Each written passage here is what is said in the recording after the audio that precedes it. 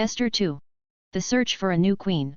Some time later, when King Ahasuerus's rage had cooled down, he remembered Vashti, what she had done, and what was decided against her.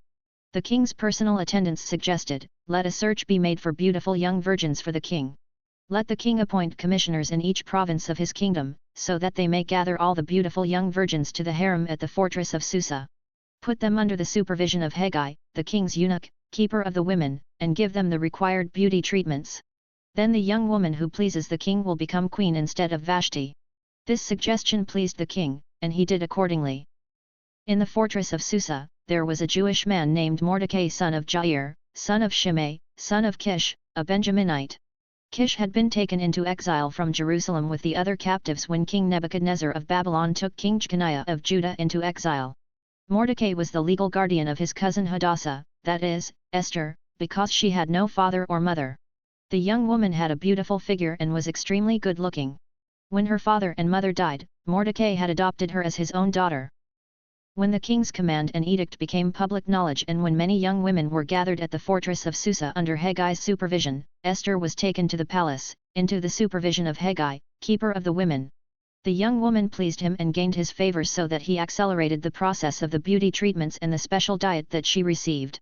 He assigned 7 hand-picked female servants to her from the palace and transferred her and her servants to the harem's best quarters. Esther did not reveal her ethnicity or her family background, because Mordecai had ordered her not to make them known. Every day Mordecai took a walk in front of the harem's courtyard to learn how Esther was doing and to see what was happening to her. During the year before each young woman's turn to go to King Ahasuerus, the harem regulation required her to receive beauty treatments with oil of myrrh for 6 months and then with perfumes and cosmetics for another 6 months.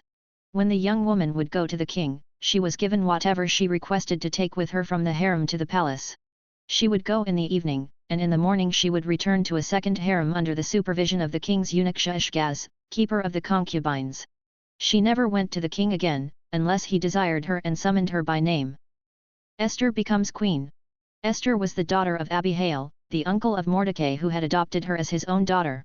When her turn came to go to the king, she did not ask for anything except what Haggai, the king's eunuch, keeper of the women, suggested. Esther gained favor in the eyes of everyone who saw her. She was taken to King Ahasuerus in the palace in the 10th month, the month Tevath, in the 7th year of his reign. The king loved Esther more than all the other women. She won more favor and approval from him than did any of the other virgins. He placed the royal crown on her head and made her queen in place of Vashti. The king held a great banquet for all his officials and staff. It was Esther's banquet. He freed his provinces from tax payments and gave gifts worthy of the king's bounty.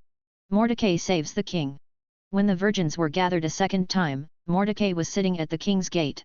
Esther still did not reveal her family background or her ethnicity, as Mordecai had directed.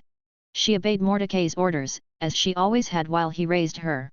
During those days while Mordecai was sitting at the king's gate, Bigthan and Teresh, 2 of the king's eunuchs who guarded the entrance, became infuriated and planned to assassinate King Ahasuerus.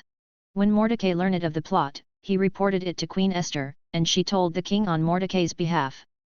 When the report was investigated and verified, both men were hanged on the gallows. This event was recorded in the historical record in the king's presence.